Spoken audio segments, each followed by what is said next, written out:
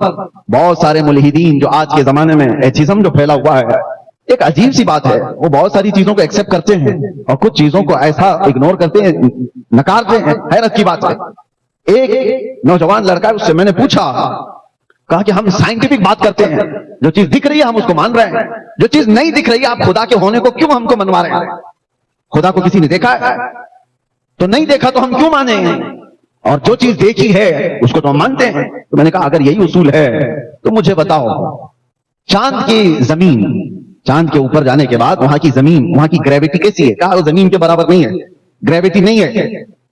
چاند پر جانے کے بعد وہاں کی گریویٹی، زمین کی گریویٹی بہت الگ ہو جاتی ہے، وہاں کا سب کچھ الگ ہے۔ ہاں یہ بات پوچھی۔ سورج کے اندر کتنے سیلسیس ڈگری پاور ہے، کتنی گرمی ہے؟ اس نے کہا کہ اتنے ہوتا ہے، اتنے لاکھ سیلسیس ڈگری کی گرمی اس کے اندر ہوتی ہے۔ اب ہم نے ان سے یہی سوال کیا، کیا تم گئے تھے چاند میں یا تمہارا باپ گیا تھا؟ اور سورج کی اس گرمی کو کون ناپ کر کے دیکھا ہے؟ کہا فلاں سائنٹسٹ نے کہا ہے۔ چاند کے بارے میں کہا نیل آرمسٹرانگ گیا تھا اور اس نے بتایا وہاں کی مٹی ایسی فلاں ایسا۔ کہا فرق تو یہی ہے، تو بھی سنی ہوئی بات کو ہی مان رہا ہے، ہم بھی سنی ہوئی بات کو مان رہے ہیں، اور تو نیل آرمسٹرانگ کا مرید ہے اور میں محمد رسول اللہ۔ تو دنیا کے ایک سائنسدان کی بات پر یقین کر کے بیٹھا ہوا ہے، چاند ایسا ہے، تو خود بھی نہیں کہا۔ کہتا ہے کہ سائنس نے ترقی کی، سائنس بھی کسی کی بات پر ہی چل رہا ہے، وہ چاہے نیوٹن ہو، آئنسٹائن ہو، ڈارون ہو، ان کی جو تھیوریاں چل رہی ہیں، دنیا بڑی بیوقوف بن جاتی ہے۔ یہ لوگ بیٹھ کر کے ڈیبیٹ کرتے ہیں، ان سے پوچھو کیا یہ تھیوری تمہاری ہے، تم نے مشاہدہ کیا؟ کہ نہیں، فلاں سائنٹسٹ نے، فلاں سائنٹسٹ کی بات پر تو تجھے یقین ہے، اور ہمیں غوث و خواجہ کی بات پر کیوں نہ یقین ہو؟ اور رہی بات تم کہتے ہو جو چیز دیکھی ہوئی ہے اسی کو مانا جاتا ہے، جو چیز دیکھی ہوئی ہے اسی کو مانتے ہیں ہم۔ تم نے نہیں دیکھا کہ چاند کی زمین کیسی ہے، ایک سائنسدان نے دیکھا چاند کی زمین ایسی ہے، تم نے مان لیا، اور ہم سے کہتے ہو خدا نہیں دیکھا تو کیوں مانتے ہو؟ ہاں میں نے نہیں دیکھا، معراج کی شب میرے مصطفیٰ نے ضرور دیکھا، میرے مصطفیٰ نے دیکھا ہے، اسی لیے ہم نے رب کو پہچانا ہے تو میرے مصطفیٰ کے دروازے سے، اور جو اس دروازے سے مضبوطی کے ساتھ لگا ہے اس کو اعلیٰ حضرت فرماتے ہیں بخدا خدا کا یہی ہے در، نہیں اور کوئی مفر مکر، جو وہاں پہ ہو یہی آ کے ہو، اور جو یہاں نہیں تو وہاں نہیں۔ یہ ہے ہمارا طریقہ استدلال۔ رب تبارک و تعالیٰ کے وجود کے بارے میں میں دلیل کے طور پر یہ نہیں کہہ رہا ہوں، ویسے تو دلیل کے متعلق جب بزرگان دین سے پوچھا گیا کہ آپ خدا کے ہونے پر یقین رکھتے ہیں، کیا دلیل ہے؟ انہوں نے تو بہت ایسی باتیں رکھی، کہا میں تو شہد کی مکھی کو دیکھ کر کے یقین رکھتا ہوں کہ اللہ ہے۔ کسی بزرگ نے کہا کیسے؟ کہا ایک ہی مکھی ہے، ایک ہی مکھی ہے، منہ بھی ایک ہے، ساری چیزیں، ڈنک مارے تو اس کی طرح زہر کسی کا نہیں، لیکن اگر تھوک دے تو اس سے زیادہ میٹھا بھی کچھ نہیں۔ یہ کیسے؟ اور ایک دو نہیں، حضرت سفیان فرماتے ہیں کہ شہتوت کا درخت ہوتا ہے، اس کو ہرن بھی کھاتی ہے، شہد کی مکھی بھی اس کو چوستی ہے، اور اس کے علاوہ کئی جانور اس سے شہتوت کو کھاتے ہیں۔ شہد کی مکھی کھائے تو شہد دے، ہرن کھائے تو مشک اور نافع، اور بکری اور گائے کھائیں تو دودھ، سب ایک ہی چیز سے لے رہے ہیں لیکن دینے والی چیزیں ان کے اندر بدل جاتی ہیں۔ کہا کہ تمہارے اندر ایک بزرگ ہیں فرماتے ہیں کہ ہماری ذات میں ہی اتنی چیزیں ہیں اللہ کے ہونے پر، اللہ کی نشانیوں کے لیے قرآن کو کہتے ہیں فی انفسکم افلا تبصرون، تمہاری ذات میں میری نشانیاں ہیں، دیکھتے کیوں نہیں؟ ایک روٹی کا ٹکڑا، ایک روٹی لے کے آؤ، ہاں اس پر سب کا کنٹرول ہے۔ اگر گیہوں کی روٹی ہے تو کسان نے بویا ہوگا، فصل اگایا ہوگا، کٹائی کیا ہوگا، اس کے بعد بازار میں گیہوں آئے ہوں گے، وہاں تک بھی کتنے گیہوں آپ کو خریدنا ہے وہ آپ کا اختیار ہے، 1 کلو لینا ہے، 2 کلو لینا ہے آپ لوگ، آٹا باریک پسوانا ہے، موٹا پسوانا آپ کا اختیار ہے، آٹے کے بعد روٹی بڑی بنانا ہے، چھوٹی بنانا ہے آپ کا اختیار ہے، تیل والی بنانا ہے، سوکھی بنانا ہے آپ کا اختیار ہے، روٹی بیل کر کے بنانا ہے، ہاتھ سے مار کے بنانا ہے آپ کا اختیار، روٹی پوری بن گئی، لقمے 4 کر کے کھانا ہے کہ 6 کر کے کھانا ہے آپ کا اختیار، سب یہاں تک تو تمہارا اختیار، چبا کر کے نگل جانے کے بعد اس روٹی سے گوشت کتنا بننا ہے، خون کتنا بننا ہے، پیپ کتنا بننا ہے، اس میں تمہارا کوئی اختیار نہیں۔ کون بناتا ہے؟ اس ایک روٹی سے گوشت بھی بنتا ہے، خون بھی بنتا ہے، اور فضلہ بھی بنتا ہے، جسم کی جو ضروریات ہیں، منی کے قطرے بھی بنتے ہیں۔ ایک روٹی خون کیسے بناتی ہے، منی کا قطرہ کیسے بناتی ہے، گوشت کیسے بناتی ہے، اور ماں کے سینے میں دودھ کیسے بناتی ہے، یہ تمام چیزیں ایک روٹی۔ پتہ یہ چلا جب تک منہ سے باہر ہے میرا کنٹرول ہے، منہ کے اندر جانے کے بعد خالق کائنات کے نظام میں چلا جاتا ہے۔ یہ ہماری ذات میں موجود نشانی ہے، ہماری ذات کے اندر ہمارا کنٹرول نہیں ہے۔ اور کیا آپ نے کبھی محسوس کیا خون اور دودھ کتنے اپوزٹ لگتے ہیں، نہ ان کی رنگت میں کوئی مشابہت ہے، دیکھنے میں کوئی مثل لگتا ہے، ایک لال اور ایک سفید، نہ خوشبو میں ہے، دونوں میں کوئی میل جول ہے، خون کی بو الگ ہے، دودھ کی بو الگ ہے، نہ دیکھنے میں، نہ سونگھنے میں، نہ چکھنے میں کوئی ذرا برابر بھی ان کے اندر مشابہت نہیں۔ خون چک کر کے دیکھ لو، دودھ چک کر کے دیکھ لو، زمین آسمان کا فرق ہے۔ اس کے بعد اثر میں بھی، ارے دودھ کچھ اور بنا دے گا، خون کچھ اور کر دے گا، دونوں بہت ڈفرنٹ۔ لیکن آپ کو پتا ہے قرآن کہتا ہے یخرج من بطونها شراب مختلف الوانها وفيه شفاء للناس۔ اللہ تبارک و تعالیٰ فرماتا ہے من بین فرث ودم لبنا خالصا سائغا للشاربین۔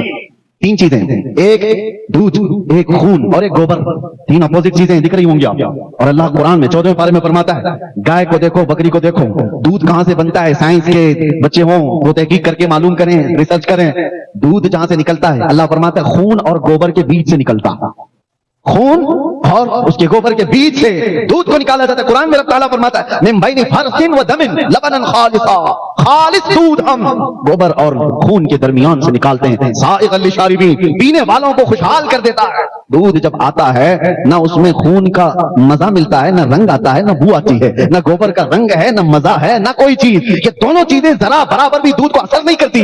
تم بھی اپنے ہاتھ میں لے کر کے دودھ یا ایک پیالے میں لے کر کے بیٹھو اور دوسرا پیالہ گوبر کا، تیسرا پیالہ خون کا، اور اس کے بعد تینوں کو ملا کر دودھ اس میں سے نکال کر کے دکھا دو، تب تمہاری قدرت پتہ چل جائے گی۔ ایک پیالے سے میں دودھ کو ان غلاظتوں سے الگ نہیں کر سکتا، اگر ان غلاظتوں سے کوئی الگ کر سکتا ہے تو وہ ایک ہی طاقت ہے، رب ذوالجلال۔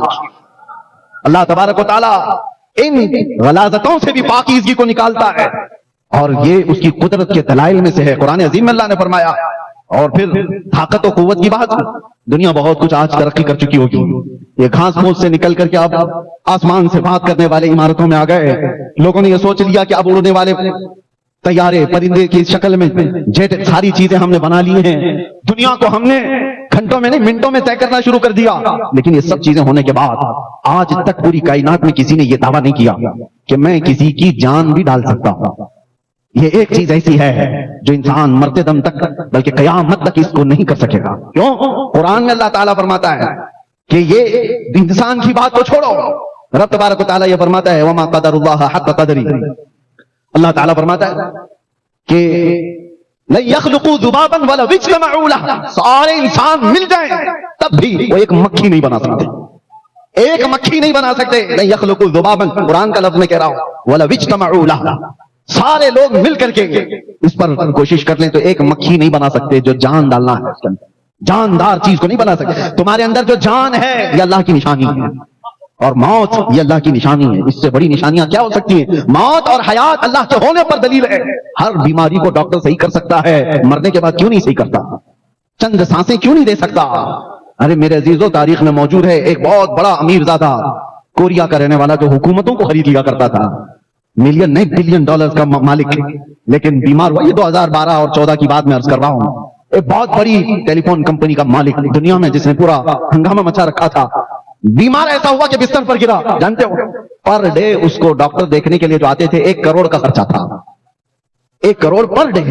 سارے لوگ مل کر 6 سال تک اس کو بستر سے اٹھانے کی کوشش کرتے رہے، اور 6 سال میں کتنے کروڑ جا چکے ہوں گے؟ کروڑوں۔ لیکن 6 سال کے بعد دنیا کے ٹاپ لیول کے ڈاکٹرز نے اپنی عاجزی کا اعلان کیا اور کہا کہ صاحب ثروت جنہوں نے کئی 100 کروڑ کے خرچ کر چکے ان کی سانسیں بند ہو چکی، ہم نہ بستر سے اٹھا سکے نہ ایک سانس زیادہ دے سکے۔ ہمارے زندگیوں میں جو سانسیں چل رہی ہیں خدا کے ہونے کی نشانی اور اب ہے۔ امام اعظم ابو حنیفہ رحمۃ اللہ تعالی علیہ کی بارگاہ میں امام جعفر صادق رضی اللہ تعالی اہل بیت کے بڑے امام، آپ کی بارگاہ میں ایک شخص آیا، بہت آزاد خیال تھا، کیسے ہو سکتا ہے خدا کون ہے؟ آپ نے کچھ نہیں، جواب دینے کے ائمہ کے انداز الگ الگ ہیں۔ آپ نے کہا کبھی سمندر کا سفر کیا؟ کہاں میں نے کیا ہے۔ کیا کبھی سمندر کا خوفناک سفر بھی دیکھا؟ سمندر کے سفر اچھے بھی ہوتے ہیں، بہت سخت بھی ہوتے ہیں، خوفناک بھی ہو جاتے ہیں۔ اس نے کہا میری زندگی میں ایک سفر اتنا ڈینجر ہے کہ اس کو بھول نہیں سکتا۔ کہا کیا ہوا تھا بتا؟ کہا جہاز تو نکل چکا، اچانک طوفانوں کے بیچ گر گیا ہمارا جہاز، اور جتنے اس پر کیپٹن تھے، ملاح تھے، ایک کے بعد دیگرے سب مر گئے، ڈوبتے چلے گئے۔ جہاز میں پانی اتنا آیا کہ کوئی سنبھال نہ سکا، سب گر گئے، مر گئے، اور جہاز ٹوٹ کے بکھرا۔ تو میں نے پہلے تو یہ سوچا تھا کہ یہ ملاح کسی طرح نکال لیں گے، نہیں، وہ سب مر گئے۔ تو جہاز سے سوچا کہ یہ کسی طرح تیر کر باہر آ جائے گا، جہاز ٹوٹ گیا، ایک تختہ بچا تھا، میں اس تختے پر آ گیا اور اس تختے پر لیٹا رہا۔ تھوڑی دیر کے بعد اس تختے نے بھی ساتھ چھوڑ دیا، میں گر گیا سمندر میں اور اپنے آپ کو موجوں کے حوالے کر دیا۔ پھر ہوا یہ کہ میں غشی کے عالم میں تھا، کنارے لگ تو گیا، ہوش آیا تو میں زندہ تھا، اٹھ کر کے آ گیا، اور اس کے بعد وہ خدا کے ہونے मरने का यकीन नहीं रखने वाला बंदा था। उस वक्त इमाम जाफर सादिक ने क्या पूछा, ये हमारी और आपकी जिंदगियों में आने वाली बात मैं अर्ज कर रहा हूं। उन्होंने कहा अच्छा ठीक है, समंदर के सफर पर जब तू था, पहले तो तू समंदर में चल नहीं सकता था, समंदर में पैदल जा नहीं सकता था, तो क्या किया तूने? जहाज को ले लिया। ये जहाज पर तेरा भरोसा था कि समंदर पर मैं नहीं चल सकता, जहाज लेकर जाएगा। जहाज पर सवार हुआ तो जहाज जब हिचकोले खाने लगा तो तेरा यकीन किसके ऊपर आ गया? अल्लाह पर। कैप्टन है, चला लेगा, निकाल लेगा। लेकिन जब वो डूबने लग गए, तब फिर तेरा यकीन जहाज के इन तख्तों पर हुआ कि ये डूबेंगे नहीं, किसी तरह इस पर सवार हो जाऊंगा। जहाज से यकीन बढ़कर मल्लाह पे आया, मल्लाह से बढ़कर के टूटे हुए तख्तों पर आया। तख्ते पर भी तू लेटा हुआ चल रहा था, जब तख्ता भी चला गया और तू समंदर के हवाले हुआ, उस वक्त बता तेरी क्या कैफियत थी? उस वक्त तेरी क्या कैफियत थी? तू क्या सोच रहा था? क्योंकि जितने सहारे थे सब निकल गए, जहाज था वो भी चला गया, मल्लाह था डूब गया, तख्ता था चला गया, लास्ट कुछ नहीं था, समंदर के हवाले अपने आप को किया। उस वक्त तेरी सोच क्या थी? वो कहता है मेरी सोच ये थी कोई तो ऐसी ताकत आए जो मुझे यहां से बचा ले। इमाम जाफर सादिक कहते हैं जो तेरी रूह ने पुकारा उसी का नाम अल्लाह रब्बुल इज्जत है। जो तेरी ऐसी कैफियत में याद आ जाए, समझ ले वही अल्लाह की जात है। जहां सारे सहारे खत्म हो जाएं, सारे उम्मीदें टूट जाएं, वहां फिर जिस चीज की याद आती है वो रहमान और रहीम है। मेरे अजीजों, ये हमने जिंदगियों में तजुर्बे के तौर पर भी देखा है, जब सारे लोग छूट जाएं, आखिरी जो उम्मीद है, उसी उम्मीद को कहते हैं, उसी यकीन को कहते हैं अल्लाह की जात। अल्लाह की जात, यहां से बंदा फिर इतना पावरफुल होता है। अभी आपको बताऊं, मस्जिद में बैठे हैं, ये छत लगी है, छत किस पर खड़ी है? छत जो पिलर के ऊपर है, दीवारों के ऊपर है। लेकिन अभी अगर कोई बता दे कि क्रैक हो गई, छत गिर सकती है, तो आप क्या करेंगे? भाग करके बाहर निकल जाएंगे, यही होगा। छत, पिलर वाली छत गिर रही है तो भाग करके कहां जाते हैं? आसमान के नीचे जिसका कोई पिलर ही नहीं है, उसका कोई पिलर ही नहीं, पूरा आसमान कहीं पिलर है। अजीब यकीन है तुम्हारा, ये पिलर वाली छत पर यकीन नहीं है कि ये बिल्डर का बनाया हुआ टूट सकता है, वो रब्बुल आलमीन का है, कभी नहीं टूटेगा। इस यकीन का नाम है खुदा वहदहू ला शरीक का होना। तुम्हारा यकीन बताता है, तुम्हारा यकीन। तुम बचने के लिए भागते कहां हो? भागते वही हो, ये बेख्तियार है, कोई कहता नहीं है तुम्हें, ये बगैर तुम्हारे, ये फितरत में अल्लाह ने तुम्हारे डाल रखा है, फितरत में डाल रखा है। मेरे अजीजों, बहुत सारे ऐसे हैं, हर बच्चे को सिखाया नहीं जाता आग गर्म होती है, बर्फ ठंडा होता है, फितरत में अल्लाह उसके डाला हुआ है। क्या सबको सिखाया आपने? हर बच्चे, किसी बच्चे के साथ इत्तेफाक हो गया, आग के करीब आया तो उसको बता दिया होगा, लेकिन ऐसा होता नहीं आमतौर पर कि वो भी क्लास ली जाती है, आग कितने सेल्सियस गर्म होती है, यहां उंगली नहीं लगाते, वहां नहीं लगाते। अरे ये सेंस है जो हर इंसान के अंदर आता है, हर इंसान के अंदर आता है। और ये भी आप बताओ, मैं आपसे पूछता हूं, कहीं कोई कोर्स किया है आपने? कहीं पर किसी स्कूल में, यूनिवर्सिटी में, कॉलेजेस में, कि खुशबुएं दुनिया में कितनी हैं और बदबुएं कितनी हैं, इस पर किसी ने कोर्स किया है क्या? कोई कोर्स किया है? आप मुझे बताना, कहीं पर भी कोई रिसर्च हुआ है? इसको खुशबू कहते हैं, इसको बदबू कहते हैं। नहीं किया कोर्स आपने, कभी नहीं किया, मुझे पता है। लेकिन मैं कोई भी एक चीज ला करके रख दूं जिससे महक आ रही है, उसका नाम कुछ भी नहीं। मैं आपसे पूछूं, बताओ ये खुशबू है या बदबू है? तुम्हारी नाक बता देगी ये बदबू। ये सेंस कैसे आया? क्या उसका नाम तुम्हें पता? कहीं रिसर्च किया है कि इसको बदबू कहते हैं? नहीं, तुम्हारी तबीयत उसको एक्सेप्ट नहीं कर रही है। ये मेरी तबीयत पर बोझ बन रही है, दिमाग पर बोझ बन रही है, ये बदबू है। उसी की जगह अगर मैं कोई अच्छी वाली खुशबू ला करके रख दूं, नाम कुछ नहीं, नाम कुछ नहीं, मैं आपसे कहूं बताइए क्या है ये सुनकर, तो कहेगा कुछ तो है लेकिन खुशबू है। ये चीज मैं आपको ये बता रहा हूं, जो लोग ये कहते हैं कि खुदा के होने पर किसी को बताना जरूरी है, मेरे अजीजों, अल्लाह ने खुद जिंदगी में ऐसी चीज डाल रखा है। तुम जब खुशबू और बदबू को बगैर किसी उस्ताद के पहचान लेते हो, बगैर किसी उस्ताद के पहचान लेते हो, अल्लाह ताला कुरान में फरमाता है वहदैनाहुन नजदैन, हमने हर इंसान को दो चीजें अता की हैं, खैर वाली भी और शर वाली भी। तुम खुद पहचान लेते हो, इसलिए अपने अकल का भी इस्तेमाल करो, और जहां अकल थक जाए, मालिक अकल और अकल को सही परखने वाले कामिल अकल वाले इंसान कामिल मोहम्मद रसूलुल्लाह का सहारा लो। बात यही है। अब यहां पर एक और बात बता दूं, अकल का इस्तेमाल करके निशानियों से आदमी समझ तो सकता है। धुआं है कहीं पर, धुआं कहीं है, आप बगैर वहां गए इतना तो कह सकते हैं आग तो लगी होगी। आपने आग नहीं देखा, लेकिन धुआं देखकर आपको क्या लग रहा है? आग होगी। आग के बगैर धुआं आए कैसे?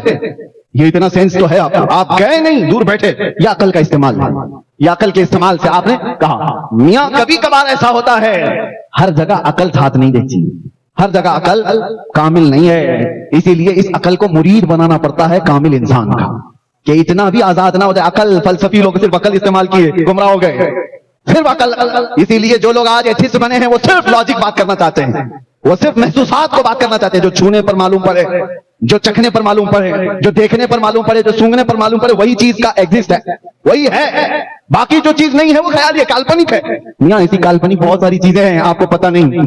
आपको एक थप्पड़ भी लगाओ और उसके बाद कहीं सर में मार दिया, दर्द हो रहा है, मैं कहूं कहां है वो दर्द? न चखने से लगता है, न सूंघने से लगता है, न देखने से लगता है, एहसास है। दर्द का एहसास है, वो दिखता कुछ नहीं। कोई चीजें ऐसी हैं जो हैं, उनका एग्जिस्ट है, लेकिन उसको एहसास करना पड़ता है। ये सारी बातें अकल वालों के लिए मैंने कहा। ये आखिरी बातें समेटते हुए अर्ज करता हूं मेरे अजीजों, अकल को इतना आजाद भी मत रखो, इतना आजाद भी मत रखो कि शैतान किस अंदाज में आता है पता है? मुस्लिम शरीफ की हदीस है, मेरे आका सल्लल्लाहु अलैहि वसल्लम फरमाते हैं, वो शैतान सबसे पहले मुसलमान के पास आता है और कहता है, जमीन को किसने बनाया? तुम यकीन के साथ जवाब देते हो अल्लाह ने बनाया। आसमान को किसने बनाया? शैतान सवाल डालता है, तुम जवाब देते हो अपने अंदर से ही, अल्लाह ने बनाया। दरख्तों को, समंदरों को, पेड़ पौधों को, जानवरों को, जिन्नात को, मलाइका को किसने पैदा किया? वो सवालात डालता रहता है, तुम जवाब देते रहते हो अल्लाह ने बनाया, अल्लाह ने बनाया। आखिर में जाकर के शैतान तुम्हारे दिमाग में ये सवाल डालता है, फिर अल्लाह को किसने बनाया? तो अल्लाह को किसने बनाया? यहां तक तुम्हें ले आता है। और यही है जो अकल धोखा खाने लग जाती है। अकल को वहां सहारे की जरूरत है। यहां तक तो तुमने हासिल किया, चीजों को आप तरतीब देकर के मालूम कर सकते हैं। अभी किसी से आप भी डिबेट करके बोल सकते हैं, जमीन ऐसी नहीं आई, आसमान ऐसी नहीं आया, इसको कोई चला रहा है या किसी ने बनाया। लेकिन जब बात चलते चलते खालिके कायनात पर आती है, अकल वहां पर कमजोर महसूस करती है अपने आप को। ऐसी जगहों पर मेरे अजीजों, कामिल अकल के लिए किसी सच्चे इंसान की जरूरत होती है। इसी तरह इमाम फखरुद्दीन राजी एक बहुत बड़े बुजुर्ग हैं, फलसफी हैं, मंतिकी हैं, और दलाइल से लोगों को आजिज कर देते थे। पूरी दुनिया में उनके चर्चे थे। लेकिन मौत का वक्त जब करीब आया तो शैतान उनके पास आया, कहा राजी तुम बड़े फलसफी हो, मंतिकी हो, साइंसदान हो, बताओ अल्लाह के होने पर तुम्हारी क्या दलील है? अल्लाह के एक होने पर क्या दलील है? इमाम राजी ने दलील दे दी। मौत का वक्त करीब है, सिराने के पास कोई बुजुर्ग की शक्ल में आया हुआ शैतान, आपने दलील दी, उसने दलील को काट दिया। दूसरी दलील दी, उसने काट दिया। तीसरी दलील दी, काट दिया। पर शैतान भी बड़ा फिल्म वाला है, 360 दलीलें उन्होंने अल्लाह के वजूद पर दी। हम कहां से दे पाएंगे? 360 दलीलें दी अल्लाह के एक होने पर और अल्लाह के वजूद पर। जब आखिर में आजिज आ गए, ईमान डगमगाने जैसा लगा, आदमी फिर सोचने लगता है फिर है या नहीं। मैं जो कह रहा हूं हर चीज का ये सामने वाला तोड़ निकाल रहा है, तो फिर मैं अपनी बात में पक्का हूं या नहीं? शक पैदा कर देता है शैतान। इस वक्त जानते हो क्या चीज साथ आई? फखरुद्दीन राजी बैत किए हुए थे नजमुद्दीन कुबरा। सिलसिला चिश्तिया के बड़े बुजुर्ग हैं और साहबे दिल बुजुर्ग, साहबे कश और पीरो मुर्शिद जिंदा थे। मुरीद के ये हालात देख रहे थे बड़ी दूर से, वजू फरमा रहे थे और देखा ना गया अपने मुरीद की जांकनी के वक्त के हालात। वहीं से पुकार कर कहा, राजी तू किससे बहस कर रहा है? वो इब्लीस लाइन है जो तेरे हर सवाल पर, हर दलील पर काट करेगा। उससे सिर्फ इतना कहो, मैं अपने खुदा को बगैर दलील के एक मानता हूं, बगैर दलील के एक मानता हूं। जब आपने इमाम राजी ने उससे कहा, मैं अल्लाह को बगैर किसी दलील के एक मानता हूं, मेरा जमीन पर होना ही दलील है कि अल्लाह है और अल्लाह एक है, जिस तरह मैं चल रहा हूं। इस जवाब के बाद इब्लीस लईन ये कहता हुआ गया, ऐ राजी अगर आज वो नजमुद्दीन कुबरा ना होता तो मैं तेरा ईमान ले जा चुका होता। इस मकाम पर मैंने हजारों के ले लिए, अगर तेरी ये निस्बत ना होती तो मैं ले लेता। पता ये चलता है कि अकल एक जगह आकर के आजिज हो जाती है, उसके बाद फिर हमें सहारे की जरूरत होती है। और इसीलिए हम अपने जमाने के मशाइख के हाथ पर हाथ देकर बैत इसलिए करते हैं कि हमारे पीर, हमारे शेख जो हैं, लेकिन ये तो सिलसिला लगा हुआ है मुस्तफा की साथ। इसीलिए आला हज़रत ने फरमाया, किसी का पीर कामिल नहीं तो उसका पीर कामिल होगा, उसका नहीं तो उसका पीर कामिल होगा, अरे उसका नहीं तो उसका, कहीं तो जाकर ऊपर कामिल पीर होगा। और ये सिलसिला है, चैन है, करंट है, एक जगह बटन लगा दो तो करंट नीचे तक तो आ ही जाएगा। इसलिए ये सिलसिला होता है। बहरहाल दो बातें मैंने आज आपके सामने अर्ज की हैं। एक, अकल का इस्तेमाल करके अल्लाह के एक होने की दलीलें बहुत बंदे हासिल कर सकते हैं। दूसरे, अकल जहां आजिज आ जाए, इंसान कामिल का सहारा मोहम्मद रसूलुल्लाह की जात। हमने अल्लाह को एक माना है, अल्लाह के वजूद को माना है, तो किसी साइंसदान के बताने से नहीं, मेरे आका के बताने से, अल्लाह के रसूल ने बताया। अब बहुत सारे, अभी 2-3 दिन पहले एक नॉन मुस्लिम है, वो मुझसे सवाल कर रहे थे, कहा कि हमारे पंडित जी कहते हैं ये स्वर्ग नर्क ये सब चीजें बनाई हुई हैं, काल्पनिक है, कुछ है नहीं। किसी ने देखा है क्या? जन्नत है, दोज़ख है, ये सब धर्मों ने अपने अपने बनाया हुआ है। तो हमने कहा कि वो जाहिर सी बात है उनके लिए काल्पनिक है, उनके लिए काल्पनिक है क्योंकि वो देखे नहीं है। लेकिन बहुत सारी चीजें उनसे मैं पूछता हूँ, उनसे पूछो न्यूजीलैंड का वेदर कैसा है? वो बहुत ठंडा है। कहा गए थे? नहीं। किसी ने बताया? अरे मियाँ ये भी काल्पनिक है, किसी का सुन करके ही तुम बता रहे हो। न्यूजीलैंड का वेदर ऐसा है, अमेरिका का वेदर ऐसा है, हर जगह गए तो नहीं, मालूमात लिए बैठे हो, किससे लिए हो? कोई तो सोर्स है, और जो बताया हुआ उस पर तुम्हें इतना यकीन है। किसी ने कह दिया कि न्यूजीलैंड में बहुत ठंडी है, मान लिया। अमेरिका में गर्मी है, मान लिया। और तुम जब इंसानों की बात मान लेते हो, हमने देखा मेरे आका ने फरमाया, अल्लाह رب العزت رحمان ہے، ہم نے مانا اللہ کے رسول نے کہا وہ رحیم ہے، ہم نے مانا اللہ کے نبی نے کہا وہ مالک الملک ذو الجلال والاکرام ہے، ہم نے مانا۔ فرق صرف اتنا ہے کہ تم چلتے پھرتے آوارہ لوگوں کی مانتے ہو، ہم کائنات کے مالک و مختار کی مانتے ہیں۔ تم جن کی مان کر کے پوری دنیا میں چل رہے ہو، تمہیں ویدر بھی پتا ہے، ماحول بھی پتا ہے، امریکہ میں لوگ کیا کھاتے وہ بھی پتا ہے، گئے نہیں سن کر کے تمہیں پتا ہے۔ اسی طرح میرے عزیزو، جو ہم تو جنت گئے نہیں، ہم تو دوزخ دیکھے نہیں، لیکن میرے مصطفیٰ معراج کی شب گئے ہیں، جنت بھی دیکھا ہے، دوزخ بھی دیکھا ہے، آ کے انہوں نے حالات بتایا، تو پھر ہم کیوں نہ مانے؟ اس لیے مانتے ہیں کہ بمصطفیٰ برساں خیش کے دی ہماؤس۔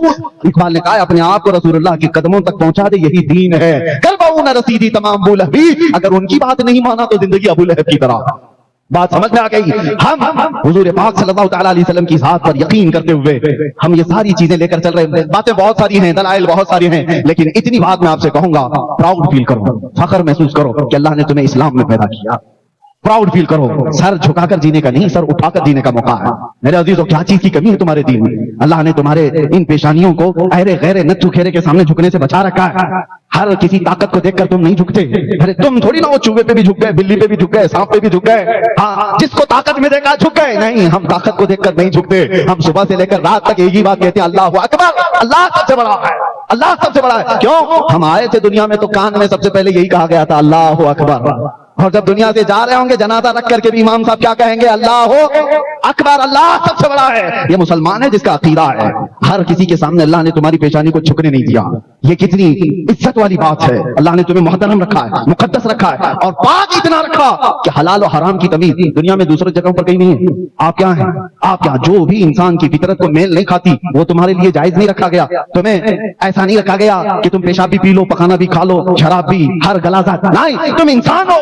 اور جو دنیا کیا سمجھتی ہے، شراب کیوں نہیں پی سکتے، وہ باقی ساری، جو شراب پینے والا ماں اور بیوی میں فرق نہیں کر سکتا، بیٹی اور بہن میں فرق نہیں کر سکتا، اس کی عقل معوق ہو جاتی ہے۔ اور اسی لیے اسلام نے ہر ایسی چیز سے بچا رکھا ہے جو انسانیت کی اقدار سے گرا دیتی ہو، انسان کو انسانیت کے اخلاق سے گرا دیتی ہے۔ میرے عزیزو، ایک ابھی واقعہ میرے پاس آیا ہوا ہے، ابھی ممبئی کی سرزمین پر ایک باپ نے اپنی بیٹی سے کئی مرتبہ زنا کیا۔ کیسے ہو سکتا ہے؟ اس کو گرفتار کیا گیا، ابھی بہت روتا ہے، مارا پولیس نے، بہت کچھ کیا، بہت لمبے کیسوں میں گیا، لیکن کنٹینیو روتا ہے۔ کہا کیسے؟ کہا میں اپنی بیٹی سے بہت پیار کرتا ہوں، محبت کرتا ہوں، مجھ سے کیسے ہو گیا پتہ نہیں، میں نہیں کرنا چاہتا تھا، ہوا۔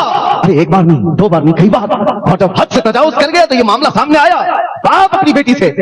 بعد میں ریزن، وجہ معلوم کی گئی، جب بھی یہ معاملہ وہ کرتا تھا تو نشہ میں دھت ہو کر کرتا۔ یہی چیز ہے، رب نے تمہیں محفوظ رکھا ہے۔ تم اپنے پیٹ سے، اپنے پشت سے پیدا ہونے والی بیٹی کی عزت کو تار تار کر سکتے ہو، تو پھر دنیا کہاں محفوظ رہے گی؟ شراب کو اللہ تعالیٰ نے کتنا تم سے دور رکھا، اور تاش کے پتے آج بہت سارے لوگ سمجھتے ہیں یہ گیمبلنگ تو ایک ہمارے لیے فیشن کی بات ہے، تم کیا سمجھتے ہو؟ جوا، سٹا، یہ ساری چیزوں میں جو لوگ بھی ملوث سے کان کھول کر کے سنو، میرے آقا صلی اللہ علیہ وسلم نے فرمایا کہ جو جوا وغیرہ کھیلتا ہے اگر وہ مسجد میں آ کر وضو بھی کرتا ہے تو گویا کہ خنزیر کے خون سے وہ وضو کرتا ہے۔ وہ اتنی غلاظت میں پڑا ہوا ہے کہ وضو بھی کرنے آتا ہے تو اپنے ہاتھ